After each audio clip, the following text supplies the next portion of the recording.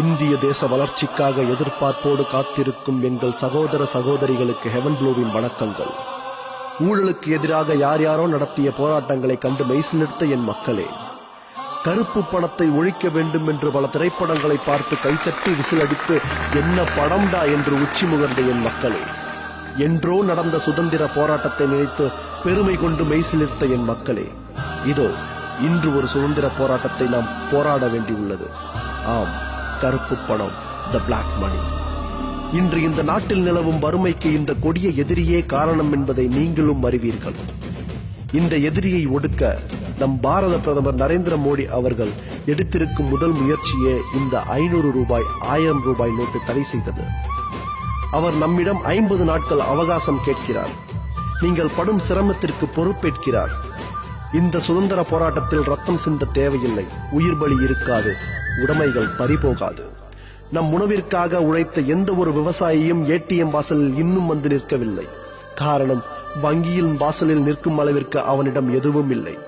இந்நிலை மாற வேண்டும் என்பதே நம் அனைவரின் ஆசை. யுத்தகலத்தில் போராடும் நம் இந்திய போர் வீரர்களை ஒரு முறை நினைத்து பாருங்கள். இலவச சிம் வாங்குவதற்கும் ஐபோன், சிங்கர் ஷோ ஆடிஷன், இலவச டிவி, மிக்சி கிரைண்டர் வாங்குவதற்கும் மைல் நீள வரிசையில் காத்திருக்க முடிந்த உங்களுக்கு நம் நாட்டுக்காக ஏடிஎம் வரிசையில் நிற்க சிரமமாக உள்ளது எங்களுக்கு வருத்தம் அளிக்கிறது. ஒரு மிடில் கிளாஸ் மனிதனின் கேள்வி என்ன? கருப்பு பணம் வைத்திருப்பவனுக்கு தானே இந்த கவலை எல்லாம். நான் ஏன் கியூவில் நிற்க வேண்டும்? அதற்கு பதில் நம் நாட்டிற்காக போராடும் ராணுவ வீரன் தருவான். பாகிஸ்தான் வீரனுக்கும் எனக்கும் என்ன தொடர்பு? நான் ஏன் உங்களுக்காக என் தோளில் குண்டடிபட வேண்டும்?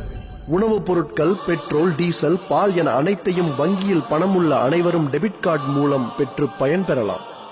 ஆனால் இந்நாள் வரை எல்லையில் போராடும் நம் வீரர்கள் போரின் போது கிடைக்கும் தண்ணீரை குடித்து இருக்கிற உணவை உண்டு போராடியதைப் போல இருக்கிற உணவை பகிர்ந்து உண்டு அளவாக அனைத்தையும் பயன்படுத்தி சுமார் 50 நாட்கள் நம் நாட்டிற்காக போராடுவோம். கருப்பு பணத்தை ஒழிப்பதற்காக போராடுவோம்.